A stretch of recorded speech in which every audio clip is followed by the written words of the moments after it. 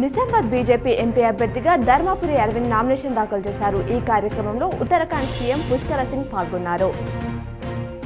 నగరంలోని పాత కలెక్టరేట్ మైదానంలో బీజేపీ బహిరంగ సభ కొనసాగుతుంది. ఉత్తరాఖండ్ సీఎం పుష్కర్ సింగ్, ఎంపీ అరవింద్ పాల్గొన్నారు. మెదక్ బీజేపీ ఎంపీ అభ్యర్థిగా రఘునందన్ రావుకు మద్దతుగా అమిత్ షా ఎన్నికల ప్రచారం చేయనున్నారు. ఢిల్లీ నుంచి ఉదయం బయలుదేరి బేగంపేట విమానాశ్రయానికి చేరుకుంటారు. అక్కడి నుంచి హెలికాప్టర్లో సిద్దిపేటకు చేరుకుంటారు. డిగ్రీ కళాశాల మైదానంలో జరిగే మెదక్ పార్లమెంట్ నియోజకవర్గ బీజేపీ విజయ సంకల్ప బహిరంగ సభలో పాల్గొంటారు. కరీంనగర్ పార్లమెంట్ బీజేపీ అభ్యర్థి బండి సంజయ్ కుమార్ గురువారం నామినేషన్ దాఖలు చేశారు. ఈ కార్యక్రమానికి గుజరాత్ ముఖ్యమంత్రి భూపేంద్ర రజనీకాంత్ భాయ్ పటేల్, కేంద్ర మంత్రి బీజేపీ రాష్ట్ర అధ్యక్షుడు జి కిషన్ రెడ్డి, మహిళా నాయకురాలు గండ్ర నళిని కిరణ్ హాజరయ్యారు. హన్మకొండకు చెందిన ఓ యువకుడు తన రక్తంతో సీఎం రేవంత్ చిత్రాన్ని గీయించాడు. ఆయనపై తనకున్న అభిమానాన్ని ఇలా చాటుకున్నాడు.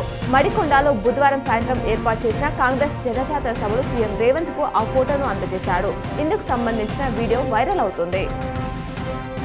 నల్లూరు గ్రామంలో ఉపాధి హామీ కూలీలతో ఎన్నికల ప్రచారంలో భాగంగా ఎమ్మెల్యే ప్రశాంత్ రెడ్డి మాట్లాడారు. రానున్న లోక్సభ ఎన్నికల్లో బీఆర్ఎస్ అభ్యర్థి బాచెడి గోవర్ధన్ ను గెలిపించాలన్నారు.